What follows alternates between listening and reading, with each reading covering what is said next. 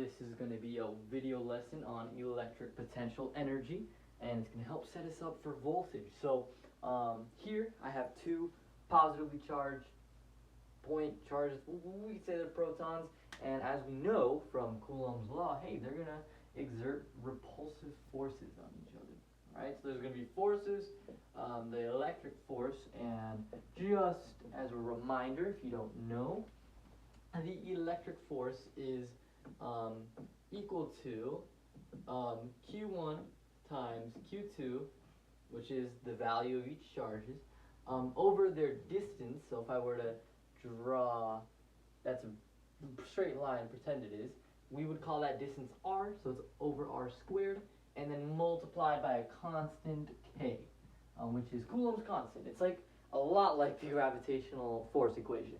So very similar. And yeah, they're going to exert repulsive forces, right? Because like charges repel each other. So what we know is that, okay, they're going to exert forces on each other. They're going to gain some energy, right? Because if they're both at rest and I let go, boom, they're going to start moving. Kinetic energy is, there. There's some work being done on each of these charges. So let's say I want to figure out, well, what's the work by this on this charge, right? What I'm going to do is, well, let's say, okay, initially they start at a distance RA, and then eventually, so this is like the afterwards, they're going to be a distance RB. So it's a bit of a greater distance, and which makes sense, right, because they moved. And think to yourself, is the force going to be smaller or bigger when they're farther apart? It's going to be smaller. I don't know why I said in a high-pitched voice, but it's going to be a smaller voice, or not voice, force. We'll say RB. And that tells us two things. Number one, and the reason it's a smaller force, right, because it's a bigger distance, we have inverse square proportionality, so bigger distance, smaller force. Now, this tells us that the force is not constant, which, yeah, makes sense. So, what I'm going to, if we're going to figure out the work done on, let's say, this charge, we'll call it, I don't know, lefty. Actually, we'll call this guy lefty.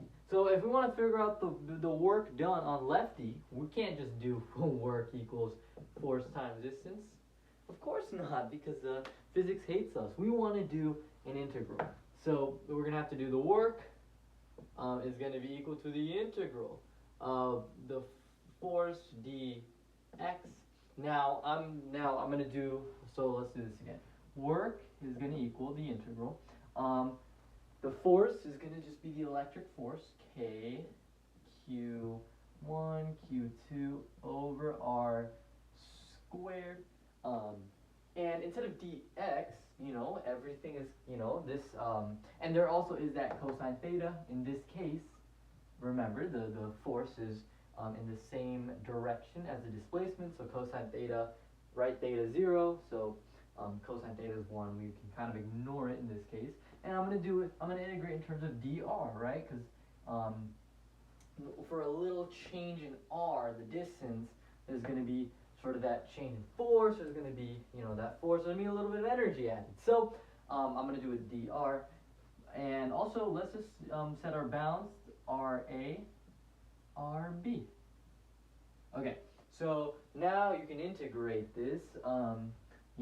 You could probably use your College Board equation sheet to tell you how to integrate this. But in case it doesn't, it would be K, Q1, Q2. I haven't gotten to the integration unit of calculus yet, so this might take me a second. But if you have, okay, so we want to get to R squared, so it would have to be, crap, I'm just gonna do it like this, okay? Q1, Q2. So this is the same as r to the negative second. So I'm just figuring out how to integrate this. This is the same as the integral of 1, right? R negative 2 dr. So we want to have a, we want it to integrate this, we're going to need, I think, an r to the negative 1, right? And then we don't need, okay, so r to the negative 1, if we do power rule, it'll end up being negative. So because then we're gonna, yeah, okay. So what's gonna happen if we power rule this? We're gonna get 1, right? Because negative 1 times negative 1, r minus 1, negative 2. Okay, bet. So it's negative 1 over r. Cool. So sorry, had to just not. I'm actually haven't taken calculus yet, so it just takes me a second. Over r, and then we'll do. I think that's how you do it. RA, RB. So you end up getting the work done is going to equal K Q1 Q2 negative RB, forgot the negative there, minus minus another negative plus K Q1 Q2 over RA. So in other words, you're just going to get the work done is equal to K Q1 Q2 over RA minus K Q1, Q2 over RB. Okay, so awesome. We have this little energy thing, and you know, this is how much energy is added to this charge. So you know, if you set this equal to 1/2 mv squared, right? Because all the work is transformed into kinetic energy, you could solve for the velocity. Awesome. But this video is called electric potential energy. Where's the potential energy? I'm sure you're like going crazy and pulling your hair out. Where is the potential energy? So, here's the deal. If there's a conservative force, such as gravity or a spring force, we can always quantify its work as a potential energy, essentially, right? Because we have the work done by force gravity, and if you include Earth in our system, there's going to be some UG. It's gravitational potential energy. But we can only do that for conservative forces, right? Because a key characteristic of a conservative force is that the work done by that conservative force doesn't depend on its path. And that's why setting it as potential energy makes it simple, because it's like, okay, potential energy is mgh. It doesn't matter where you go, the work done by force gravity is the same regardless. Okay, so in order to confirm that this is a conservative force, you would have to imagine, well, okay, we have let's say we have a charge here and it's fixed in place, and we have it doesn't have to be negative, positive, whatever. We have another charge, I'll just say it's positive, and it goes on a crazy path like this, okay? And we want to figure out, well, what is, and then we'll actually do something maybe more like this.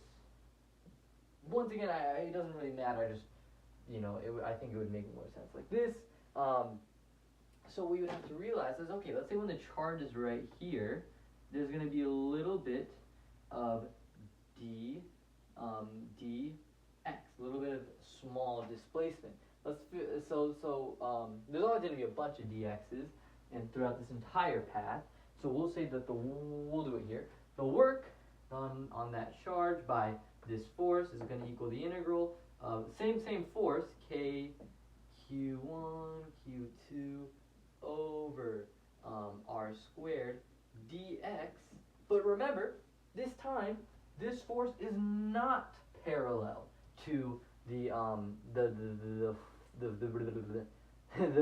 force, right? It's not, because remember, this force is always like radially outward, right? If you think about, this is when the charge is here, this is going to be a force like this. So this is the force. There's going to be an angle in between them. In fact, I think I'm going to choose a better spot to show this. I'm going to show it more like maybe right here. Okay, sorry, that was really bad. There's a force radially outward. Radially outward in terms of this was the center of a circle, and then we have that dx right here. So there's going to be an angle in between them. Alright, so let's actually make this vector scenario a little bit bigger here. I just want to check how much time am I at here. 9 minutes. Okay, I'll finish off right here, and maybe give me like 3 minutes. So we just have the force, and who cares, I'll make this a longer than one. I want you guys to understand it more than rushing this whole thing. We have our dx is going to be the angle in between. So what we can do is we can actually find the component of the dx that is parallel to, is parallel to the force. So when you do that, when you do that, we have like this, this is our dx, and then